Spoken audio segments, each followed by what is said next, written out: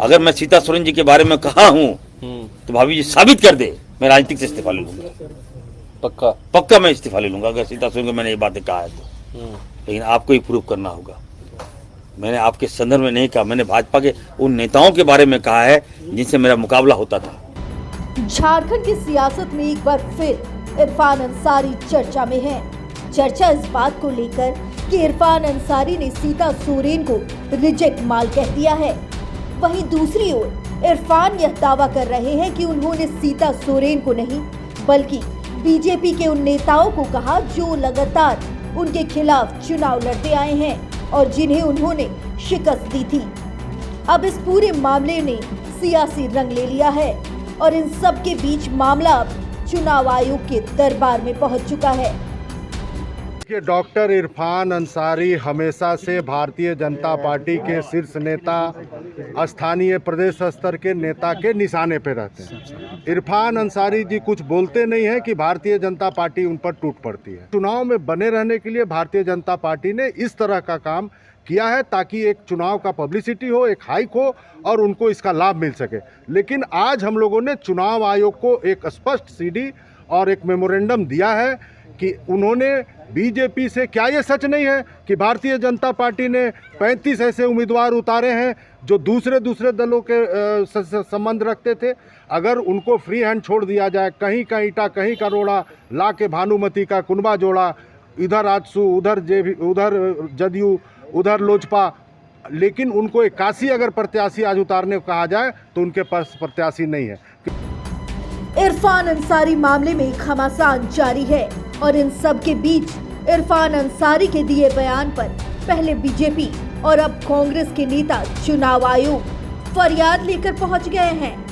फरियाद में कांग्रेस के नेता यह कह रहे हैं कि उनके बयान को तोड़ मरोड़ कर पेश किया गया है। सिर्फ बयान को ही नहीं तोड़ मरोड़ कर पेश किया गया बल्कि इरफान अंसारी की छवि को भी धूमिल करने की कोशिश की गई है। इसे लेकर 100 करोड़ की मानहानि का दावा करेंगे जिन लोगों ने ऐसा किया है। लेकिन इन सब के बीच 99 न्यूज एक्सक्लूसिव बातचीत में इरफान अंसारी ने दावा कर दिया है कि अगर सीता भाभी के खिलाफ मैंने कोई आपत्तिजनक टिप्पणी की है और भाभी यह साबित कर दे तो मैं राजनीति से संन्यास ले लूंगा। भाजपा के जो नेता है आपको बाईपास किया जा रहा है, बोरो खिलाड़ियों को लाकर हाईजेक किया जा रहा है। आप भी लड़िए मेरे खिलाफ।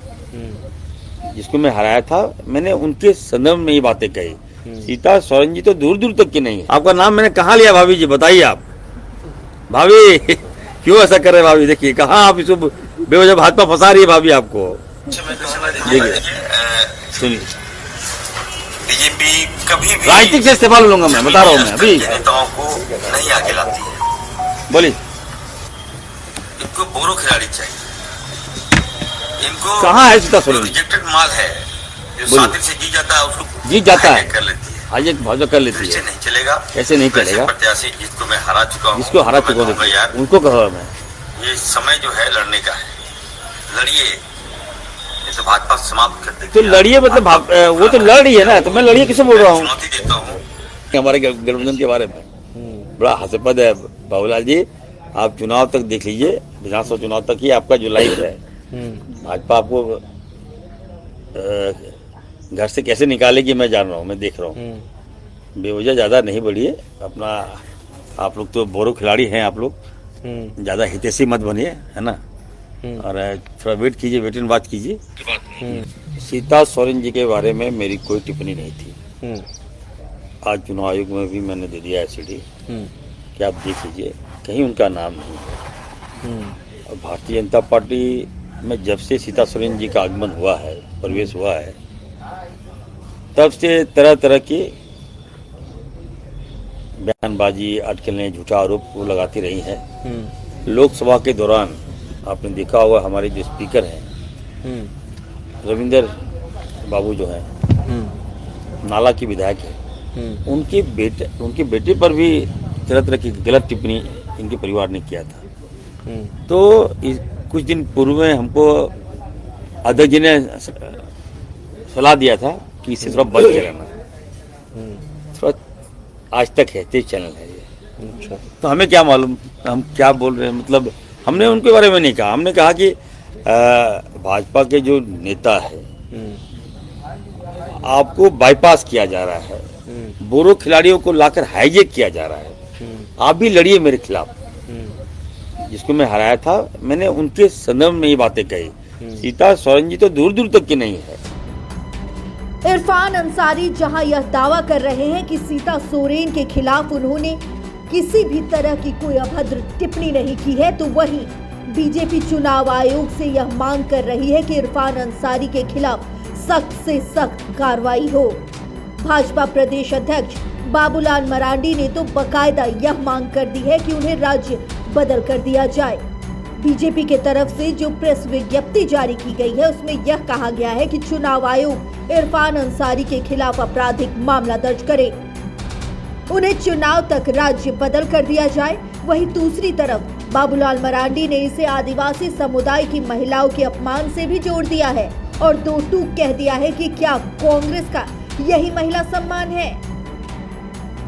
रखे हुए हैं तो आप समझ सकते हो वोट के खातिर हेमंत सोरेन जी कितना गिर सकते हैं, आप ये समझ सकते हो।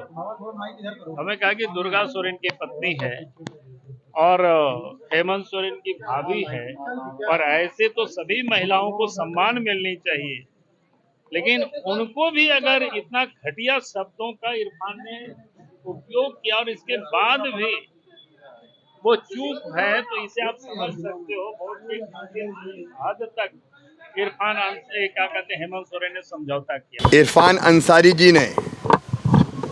अंसारी ने जिन अमर्यादित शब्दों का इस्तेमाल